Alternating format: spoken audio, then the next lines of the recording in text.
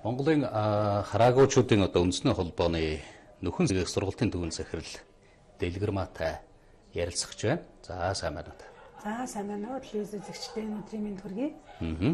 За энэ цаг мөчид дэлхийн хараагуучдын холбооны Аз намханлаг бүс нутгийн одоо чуулга уулзалт болж байна тийм ээ.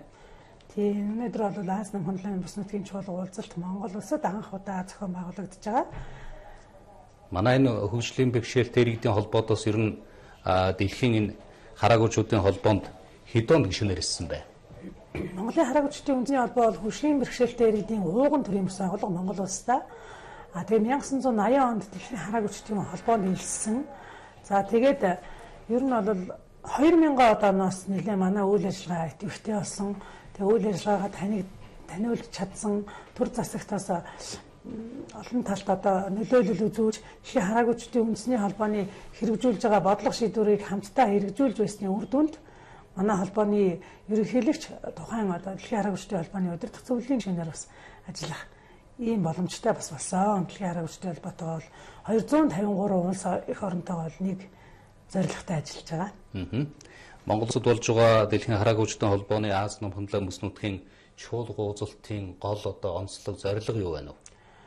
За энэ уулзалтын гол зорилго нь бол энэ уулзалтанд бол дэлхийн хараагуучдын холбооны ерөнхийлөгч мөн Аз намханлаг бүс нутгийн холбооны удирдах зөвлөлийн гишүүн, ерөнхийлөгч, албаны бусад хүмүүс ирсэн байгаа. Мөн дэлхийн хараагуучдын холбоонд тусалдаг донор байгууллагын төлөөллүүд бас хүрэлцэн ирсэн байгаа. Тэгээ өнөөдрийн энэ хурлаар бол хараагүй хүмүүс зориулсан одоо хүртээмжтэй нөхөн сэргээлт гэж юу юм бэ? Тэр нөхөн сэргээлтийг явуулснаар хараагүй хүмүүс хэрхэн яаж нийгмийн баялагийг бүтээдэг болох юм бэ? Мөн хүртээмжтэй хэвлэл мэдээлэл тухайлбал одоо сайт, сонин гэх мэт энэ хэвлэл мэдээллүүд бол хараагүй иргэдэд төдийлөн хүртээмжтэй байдгүй. За бас телевиз ч гэсэндээ тийм одоо Твиттерээр бусж байгаа одоо мэдээллүүд бол тийм хүртээмжтэй байдгүй. Тэрийг бид нэр одоо хамтдаа яаж хүртээмжтэй байлгахад одоо нөлөөлөх юм бэ? Холбогдох байгууллагуудад нь тий. За мөн хараагүйдын хөдөлмөр эрхлэлтийг хэрэгжүүл одоо хөдөлмөр эрхлэлтийг одоо дэмжихэд бид нар юу хийж анхаарах юм?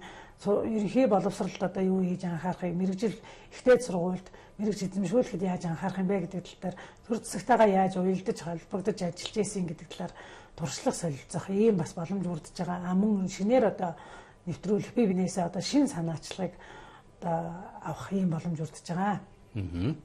Өчигдөр гэсэн уралдай. Тийм өчигдөр эмэгтэйчүүдийн форум зохион байгуулагдсан. Өнөөдөр бол одоо үндсэн хуралдаанууд зохион байгуулагдаж байгаа. Тэгээ энэ хуралдаанд бас төр засгийнхан маань хүрэлцэн ирсэн.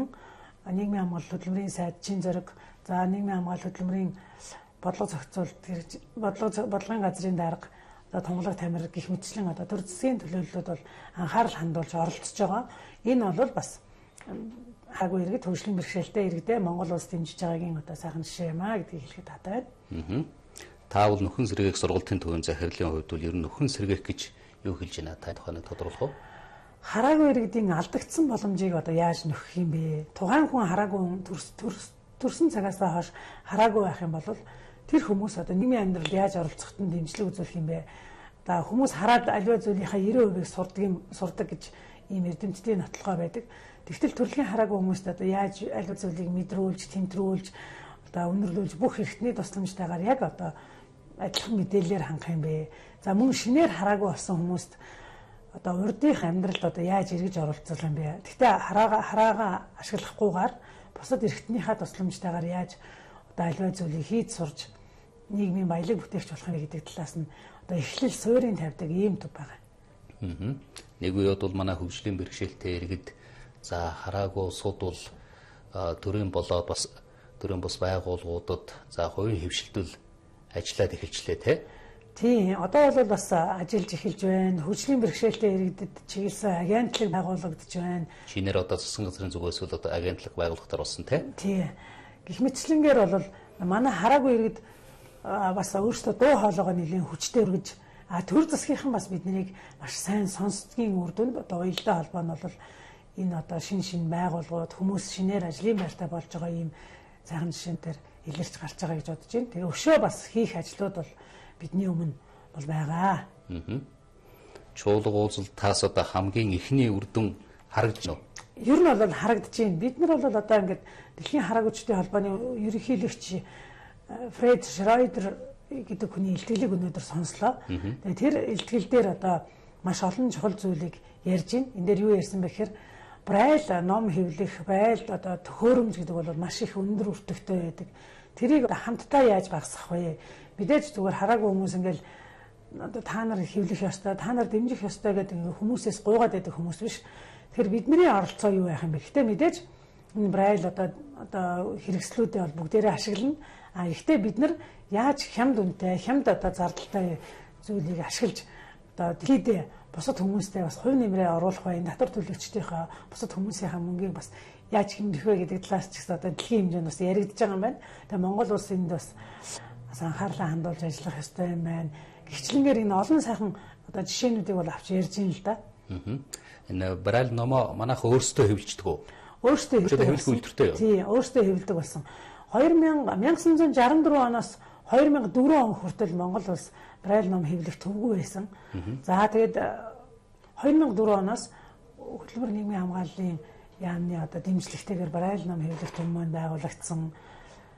Тэгээд олон улсын сайн санаад хүмүүсийн дэмжлэгтэйгээр Braille ном хэвлэх төв маань бол одоо хүчин чадлаа улам бүр өргөсгөж ажиллаж байгаа. Одоо бол Braille-аар 3D принтерээр хвчлэн одоо Braille болон ярьдаг ном хэвлэж мөн сул хараатай хүмүүс зориул томруулсан хэвлэлээр бид нар одоо хэвлэл мэдээллийг хүртээмжтэй хүргэж байгаа. Зөв.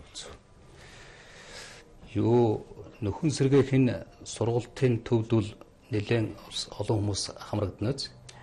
Ер нь бол одоо ингээд хараагүй болоод хаана хандхаар идэхгүй байгаа хүмүүс эхлээд нөхөн сэргээх сургалтын төв дээр ирж уулзаж тэгээд бид нар одоо зөвлөгөө холбогдох одоо сургалт явуулсны үр дүнд дараа нь мэрэгжил сургалт үйлдвэрлэлийн төв бусад одоо хараагүй хүмүүсийн хөдөлмөр сургалтын үйлдвэр массажийн төв гэдэг энэ төвүүдээр ажиллах сурах ийм боломжтой болж эхэлдэг.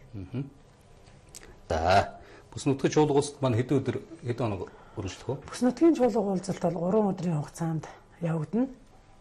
Онцлог нь бол одоо Монголд анхудаа болж иж байна. Тийм, Монголд анхудаа Монголын хараагуйчдын үндэсний холбооны 40 жилийн энэ босгон дээр энэ болж байгаа болохоор одоо түүхэн чухал үйл явдлаа гэж бодож байгаа. Манай холбооны зүгээс ч тэр төрс газ ч тэр бас дэмжлэг тусалцаа үзүүлж байна тийм ээ? Тийм. Ач холбогдлын хүнд тавьж байна тийм. За баярлалаа. Энэ удаагийн зочноор Монголын хараагуйчдын үндэсний холбооны нөхөн сэргээх сургалтын төвийн захирал Дэлгэрмаатай ярилцлаа. За баярлалаа. Хангаар төстүүдэд ажилласан бям цогцод баярлалаа. Одоо үзэгчид та бүхэндээ өнөөдөр болж байгаа болоод болох үйл явдлуудыг